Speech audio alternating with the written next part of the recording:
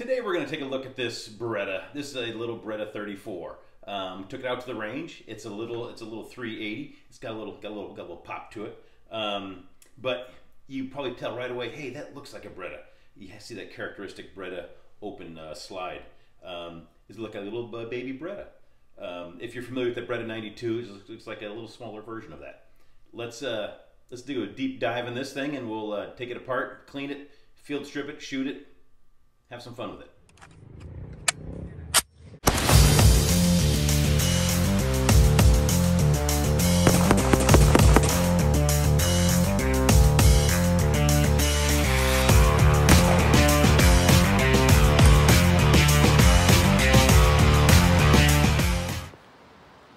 All right, so I've got a magazine with 5 rounds in it. Got a target about 10 yards away. We'll see how she does. So I'm going to drop safety, which is also my slide stop. There we go. All right, let's see what we can do here.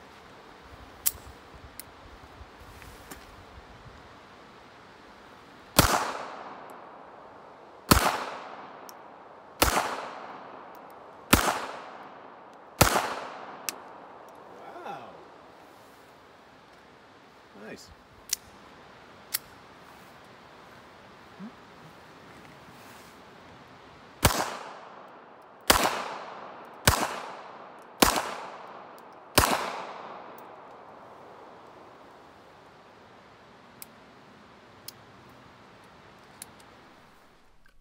If you're like me and you have very large hands, this doesn't quite that little additional grip on the magazine doesn't quite get you to a good grip on the gun.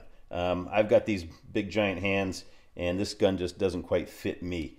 I think for a normal person, for average size hands, this is going to work out just fine. If we look down the sights, the sights are a little bit low, they're a little small, and this is not going to be your target weapon, all right? With a 3.5-inch barrel and these little tiny sights, it's a compact 380. You're not going to be shooting at 100 yards, not with any kind of consistency. This is going to be your point and shoot.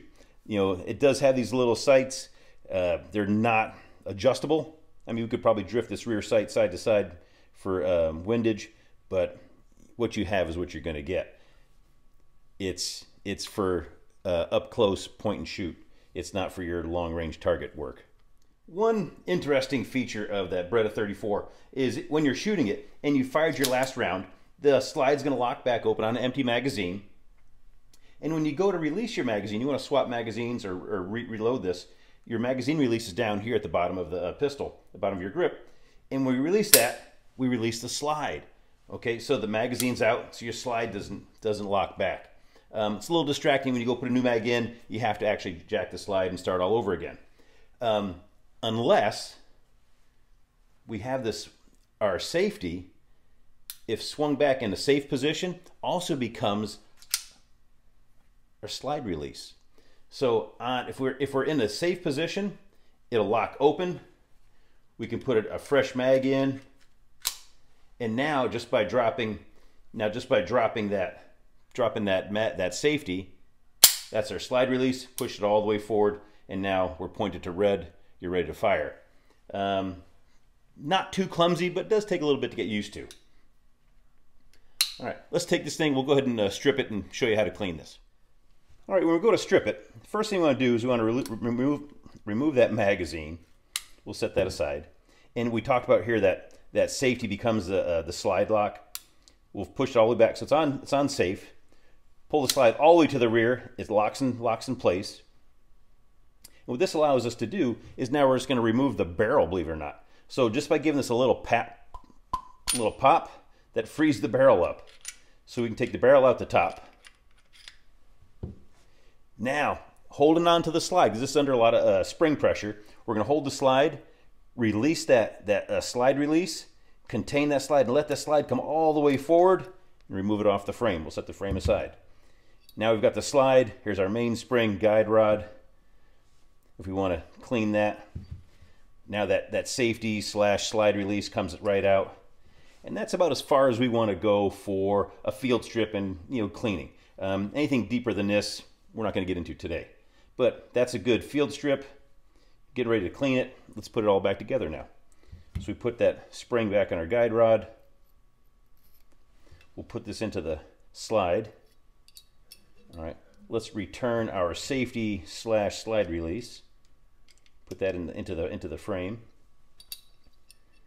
Now we're just gonna slide that, engage that slide back onto the frame, push it all the way to the rear, engage that slide lock.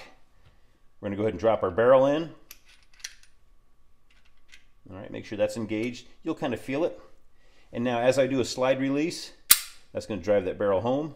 We're all back together again. Real simple, real easy. This thing is rugged, reliable, durable. It was in production from 1934 all up to 1991, maybe 1992. So over 1 million of these were made. So they're darn near flawless. It's a compact little unit shooting that 380. Like I said, an all steel construction, just a heavy little chunk of a gun. But if you're looking for a reliable 380, like I said, these are showing up on the surplus market now, and it's a nice little unit. The thing I thought was kind of fun is when it ejects straight back over your head, or maybe sometimes onto your head. But if you're looking for a compact little 380, you can't find anything more durable, more rugged than this.